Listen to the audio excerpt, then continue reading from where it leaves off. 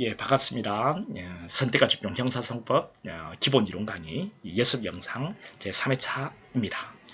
여러분 이제 4편으로 들어가 가지고요. 이번에는 4편 내용을 좀 볼 건데 이 4편 내용이 되게 중요합니다. 4편 내용이 거의 시험에서는 한 절반 정도, 우리 20문제를 기준으로 했을 때 한 절반 정도로 차지할 수 있을 정도로 중요한 부분을 담고 있어요. 그런데 여러분 여기서 소송행위 방식 그리고 소송행위 가치 판단 이 부분 있죠. 자, 이 부분들 같은 경우에는 우리 공판대자의 기초 지식이라고 해서 앞부분에 나오는데요. 이 부분은 중요성이 좀 낮아요. 그래서 이 부분은 이제 뒤로 보내도 되는 부분이거든요. 기초 지식 부분은 맨 뒤에 설명해도 되는 거예요. 이건 뒤로 보낼 겁니다. 그리고 시간이 없으면 이 부분은 자 2단계에서 해도 충분해요. 그래 지금 중요한 내용은 자 이 법원하고요. 그리고 이 법원에 관한 내용이 쭉 있죠. 그리고 이제 피고인 부분, 그리고 변호인 부분 이런 부분들이 중요하거든요. 이런 부분들 위주로 즉 소송의 3주체 위주로 먼저 들어가도록 할 겁니다. 그래서 넘어가면 소송의 방식 이런 것들은 일단 넘어갈 거예요. 소송의 가치 판단 이것도 일단 넘어가고 뒤에서 해도 되거든요. 자, 이 법원부터 공부를 할 겁니다. 우리 소송의 3주체 있잖아요. 자, 이 법원부터 우리가 공부를 해 들어갈 건데요. 자, 이거는 뭐 이렇습니다, 여러분. 여기 보면 법원의 구성이라 되어 있죠. 잠깐요. 여기 법원의 구성. 자, 법원의 구성. 여기에 보면 자, 이 법관이라고 되어 있는 거 있잖아요. 이 법관이라는 것은 대법원장, 대법관, 판사 이것을 합해서 법관이라고 합니다. 대법원장, 대법관, 판사를 합해서 법관이라고 하는데요. 자, 이 부분에서는 무엇을 잠깐 보려고 하냐면 자, 보세요. 여기서는 이런 내용들을 한번 볼 겁니다. 어떤 사건이 하나 발생했을 때 대한민국의 모든 법관이 다 이 사건에 관여할 수 있는 것은 아니거든요. 이 사건에 만약에 참여하는 법관들은 몇 안 될 겁니다. 그 판사들이 그 법관들이 어떤 일을 하느냐에 따라서 그 이름이 주어지거든요. 그 이름을 잠깐 여러분 한번 보시면 우리 기소 전에 우리 수사 단계에서 각종 영장을 발부하는 그 지방권의 판사 있잖아요. 이 판사가 있는데 이 판사 이름이 수임 판사입니다. 이 수임이라고 하는 거예요. 이 판사를 이름할 때 수임 판사라고 부르거든요. 수임 판사의 재판은 결정이잖아요. 이 불복은 원칙 안 되는데 예외적으로 불복이 되는 거 2개 있다라고 해서 우리가 앞에 공부했던 내용이고요. 자, 기소가 된 법원을 우리 기소받은 법원을 수소법원이라 하잖아요. 그래서 수소법원에 법관 3명이 재판할 때 가운데 앉아 있는 사람을 재판장, 양쪽에 앉아 있는 사람을 합의부원 또는 배석판사라고 부릅니다. 배석판사라고 부르고요. 그리고 여기에 이제 B 있잖아요. B 이것을 수명법관 이 법원의 명을 받은 이 법원의 구성원 1인을 수명법관이라고 하고요. 이 법원이 다른 법원의 판사한테 부탁을 했을 때 그 촉탁이라고 하는데요. 촉탁을 받은 판사 즉 부탁이라 생각하시면 돼요. 부탁을 받은 판사를 여기 수탁판사라고 합니다. 자, 이런 이름을 알고 들어가면 훨씬 더 좀 더 수월하지 않을까라는 생각이 들어요. 됐죠? 간혹 가다가 수명 법관 이야기할 때, 이 수소법원의 구성원 1위이다라고 생각을 하시면 되겠죠. 수임 판사라고 했을 때, 기소 전에 각종 영장을 발부하는 지방원의 판사이구나. 이렇게 생각을 하시면 더 쉬울 거예요. 됐죠? 이것을 기본으로 해서 이제 법원에서는 일단 무슨 내용을 잠깐 먼저 공부를 할 거냐면, 관할을 먼저 공부할 겁니다. 이 관할이라는 것은 뭐냐면은, 여러분, 자, 보세요. 자, 어떤 범죄가 하나 발생했습니다. 그런데 이 범죄에 대한민국의 이게 지도예요. 지도가 이상하죠. 대한민국의 법원이 재판권을 가지고 있다. 한번 해볼게요. 대한민국 법원이 재판권을 가지고 있는데 그러면 이 사건은 도대체 어느 지역에 있는 법원이 이제 구체로 재판권을 행사할 거냐, 어느 지역에 있는 법원이 재판권을 행사할 거냐, 이런 문제가 생기는 거예요. 어느 지역에 있는 법원이 여기 있냐 아니면 여기 있냐라는 겁니다. 이것이 뭐냐면 관할권에 관한 이야기예요. 어느 토지에 있는 법원이 재판할 거냐, 토지 관할. 그 다음, 자, 우리 맨 처음 1심 재판이라고 하는데요. 1심 재판은 법관 1명이 하는 것도 있고, 법관이 3명이 하는 것도 있습니다. 이것을, 자, 1명이 할 거냐, 3명이 할 거냐, 이것을 사물관할. 그리고, 우리 재판은 3번에 걸쳐 받을 수 있잖아요. 3번에 걸쳐 받을 때, 각 신급마다 누가 재판할 거냐, 신급관할에 관한 이야기. 이것을 고유관할이라고 해서 이 내용에 대해서 먼저 살펴보고요. 그런 뒤에 우리가 공부하는 것이 뭐냐면은, 자, 여기, 자, 조금 전에 봤던 고유관할은 하나의 사건을 가지고서 어느 토지에서 법관 1명이 재판할 건지 3명이 재판할 건지 1심, 2심, 3심 누가 재판할 건지 이것을 공부하는 것이 고유관할이라고 한다면 이제는 여러 개의 사건이 서로 관련이 있을 때 이런 관련이 있는 여러 개의 사건들을 한 곳에서 재판할 수 있거든요. 관련이 있다 보니까 서로 관련이 있는 사건이다 보니까 그러면 관련 있는 사건이라는 것이 어떤 것인지 여기 쭉 나오죠.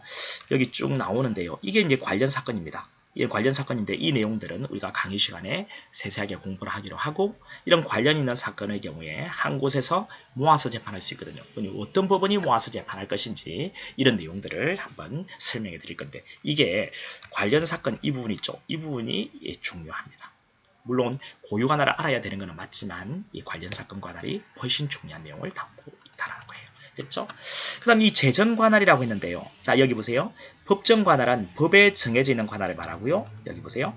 이 재정 관할은 재판을 통해서 관할이 정해지는 겁니다. 이걸 재정 관할이라고 해요. 네, 법에 정해져 있는 관할을 먼저 공부하고 그 다음에 재판을 통해서 정하는 관할을 그 다음에 살펴보게 돼요. 자, 이건 이제 관련 사건 관할들 쭉 살펴볼 거고요. 이 재판을 통해서 정해지는 재정 관할이죠. 자, 관할의 지정이라는 게 있고 관할의 이전이라는 게 있습니다. 이건 나중에 강의 시간에 설명할 거예요. 재판을 통해서 정하는 관할, 재정 관할이 뭐가 있다고요? 관할 지정, 관할 이전 두 가지가 있습니다. 아주 간단해요, 이것도. 여러분, 만약에 여기서 범죄가 발생했어요. 이 범죄가 이쪽 건지 잘 모르겠어요.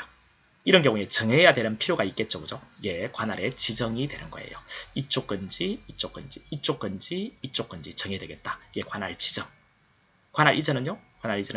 여기 발생한 범죄를 이 법원이 여기 보세요. 재판권 행사할 수 없다는 거예요. 또 이 법원이 재판하면 재판의 공평을 유지하기 어렵다는 거예요. 그러면 다른 곳으로 보내는 거죠. 이게 이전.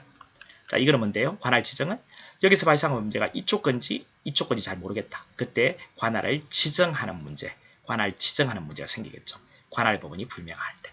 자, 재밌겠죠? 어떤 절차를 통해서 이제 정해지는지 나중에 설명해 드리도록 하겠습니다. 자, 이 내용이 끝나고 나면은 이제는 관할의 경합이라고 해가지고요. 자, 한 개의 사건을 이제 여러 개의 법원에 기소가 됐을 때 원래 하나의 사건은 하나의 법원이 기소받아서 재판하게 되는데 하나의 사건이 여러 개의 법원에 들어가 있다. 하나의 사건이 여러 개의 법원에 들어가 있다. 이제 서로 재판하겠다고 이제 경합하는 거죠. 경합. 여기 경합하는 거죠. 경합에서 이긴 법원이 재판할 건데, 자, 하나의 사건이 단독에도 들어가 있고, 법관 3명이 재판한 합의부에 들어가 있다. 그럼 이 둘이 법관 1명과 법관 3명이 싸운다면, 당연히 누가 이기겠어요? 당연히 힘이 센 합의부가 이겠죠. 예, 합의부가 심판하게 되겠죠. 이런 것을 합의부 우선의 원칙이라고 합니다. 설명해 드릴 거예요. 경합에서 이긴 법원이 재판한다는 거. 이게 이제 관할의 경합에 관한 이야기고요. 예, 사건의 이송도 있습니다. 사건의 이송. 피고인이 관할구역에 현저하지 않는다. 왜? 이사를 갔다는 거예요. 그러면 피고인이 이사한 곳에 소재하는 법원으로 사건을 보내줄 수 있다는 이런 이야기부터 시작해서 처음에는 단독 사건이었는데 만약 이게 합의부 심판 사건으로 중범죄로 바뀌었다면 이 단독은 합의부를 보내야 되지 않냐 이런 이야기들 우리가 쭉 할 거예요. 그리고 이제 만약에 군인이라는 것이 밝혀졌다. 그러면 군사법원으로 보내야 되겠죠? 이런 것들을 쭉 살펴볼 거예요. 자, 이런 것들을 쭉 공부하고 나면 이제 관할에 관한 내용이 이제 끝이 나게 되는 겁니다. 만약에 관할권이 없다면 관할 위반 판결이 떨어지고 다시 관할법원의 검사는 다시 기소를 해야 될 거예요. 이 관할권이라는 것은 우리 첫날에 공부했던 소송 조건이 되니까요. 이런 전반적인 내용들을 우리가 공부를 할게요. 그리고 이 제척기 PF라는 게 있는데, 자, 이거는 어떤 내용이냐면 자, 이 부분은 여러분 제척기 PFP, 자, 이 부분은 법관이 만약에 불공평한 재판에 우려가 있다 라고 했을 때 불공평한 재판에 우려 있는 법관을 재판부에 구성원으로 앉혀서 재판하면 안 되겠죠. 그죠? 불공평한 재판에 우려 있는 법관을 당해 재판부에서 빼는 방법이 제척 기피 회피입니다. 제척 기피 회피라고 되어 있죠. 이 제척은 불공평한 재판 우려 있는 아주 현저한 사유 7가지를 정해놓고 이 7가지 사유에 해당되면 신청 재판 필요 없이 배제가 되는 거예요. 그럼 기피는 뭐냐고요? 이런 제척 사유가 있고 또는 이 제척 사유 말고도 불공평한 재판의 염려, 이 7가지 말고도 불공평한 재판의 염려가 있을 때 검사표현의 신청을 통해서 자, 합의부 재판을 통해서 배제하는 게 기피. 회피는요. 사유는 기피 사유하고 동일해요. 근데 신청을 검사 피고인이 하는 게 기피임에 반해서 회피는 법관이 신청합니다. 내가 재판하면 불공평한 재판 우려 있으니까 나를 빼달라 이렇게 신청하는 거죠. 합의부 재판을 통해서 빼는 것이 회피입니다. 이런 제척기피 회피에 관한 전반적인 내용들을 우리가 살펴보면 이제 법원이 끝이 나는 거예요. 법원은 크게 두 가지를 공부하는 거죠. 자, 어떤 사건이 발생했고 이 사건이 대한민국 법원의 재판권이 있을 때 도대체 어느 토지에 있는 법원이 토지관할, 그 다음 법관 1명이 할 거냐, 3명이 할 거냐, 사물관할, 그리고 1심, 2심, 3심 누가 할 거냐, 신고관할.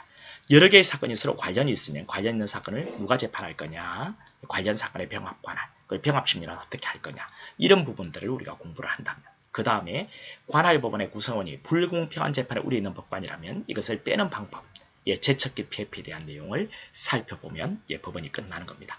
여기까지 이번 주에 우리가 쭉 한번 살펴보는 내용으로 한번 할 거예요. 여러분 기대되시죠? 자, 이번 주에 우리 기분 좋게 만나서 이런 세세한 내용들을 한번 열심히 공부해서 우리 것을 한번 만들어 보도록 합시다. 자, 저는 아주 강의 열심히 준비 잘해 갈 테니까요. 여러분들도 예습 영상 꼭 보시고 준비 잘해서 마음 단단히 하셔서 꼭 강의에 임하시기 바랍니다. 자, 우리 그러면 이번 주에 한번 만나서 신나게 즐겁게 공부해 보도록 합시다. 자, 화이팅!